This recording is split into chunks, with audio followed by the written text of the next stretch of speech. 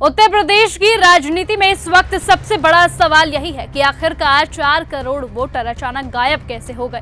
खुद मुख्यमंत्री योगी आदित्यनाथ ये कह रहे हैं कि प्रदेश में 16 करोड़ वोटर होने चाहिए थे, लेकिन अब सिर्फ 12 करोड़ ही सामने आए हैं, यानी सीधे सीधे 4 करोड़ वोटरों का अंतर। अब सवाल उठता है कि क्या यह सिर्फ प्रशासनिक लापरवाही है या फिर इसके पीछे कोई बड़ा राजनीतिक खेल चल रहा है। और इस पूरे खेल के केंद्र में जिस नाम की चर्चा हो रही है वो है ज्ञानेश कुमार।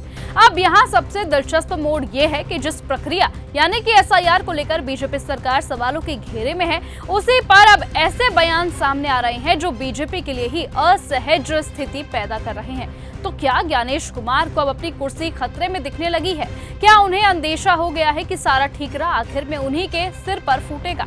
और इसी डर में क्या अब वो बीजेपी से दूरी बनाते हुए खुद को निष्पक्ष दिखाने की कोशिश कर रहे हैं? इस तरह के सवाल उठने लाजमी है। सवाल इसलिए भी ये गंभीर है क्योंकि 31 तारीख तक एसआईआर खत्म होनी चाहिए और सिर्फ 16 दिन इसमें बचे हैं। और क्या वाकई 16 दिन में 4 करोड़ वोटर अचानक से प्रकट हो जाएंगे? और अगर ऐसा नहीं होता तो जवाब कौन देगा? गृह मंत्रालय, चुनाव से जुड़ा विभाग या फिर वो अफसर जिनके कंधों पर ये पूरी प्रक्रिया थी? राजनीतिक गलियारों में चर्चा तेज है कि अगर ये मामला और बढ़ा तो बीजेपी को किसी एक चेहरे को बलि का बकरा बनाना पड़ेगा।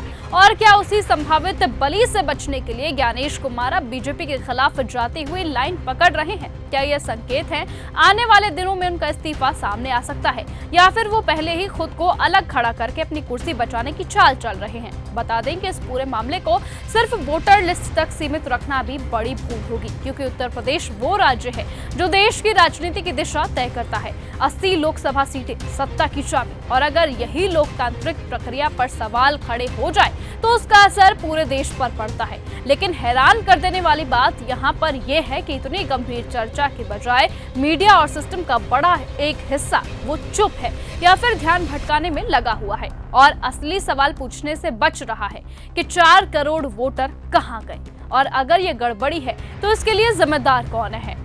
जहां एक तरफ देश को विश्व गुरु बताया जा रहा है, वहीं दूसरी ओर भारत वैश्विक मुद्दों से पूरी तरह से गायब दिखता है। रूस यूक्रेन युद्ध हो या फिर जलवायु संकट, भारत की भूमिका कहीं निर्णायक नहीं दिखती। विदेश नीति कमजोर पड़ चुकी है, नॉन अलाइन मूवमेंट जैसी विरासत खत्म हो चुकी है, SAARC लगभग ठप है।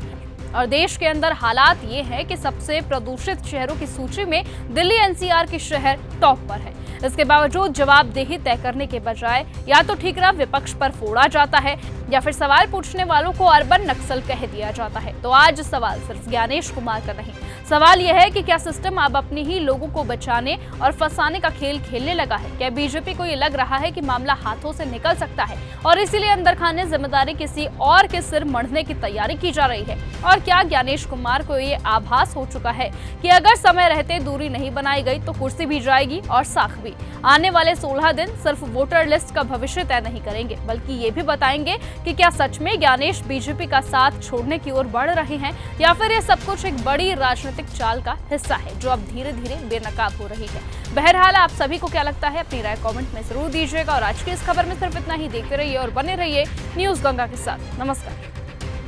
अगर आपको ये हमारा वीडियो पसंद आया हो तो इसे लाइक और शेयर करना बिल्कुल ना भूलें। साथ ही हमारे चैनल न्यूज गंगा को सब्सक्राइब और फॉलो जरूर करें ताकि देश और दुनिया की हर बड़ी खबर आप तक सबसे पहले पहुंचे।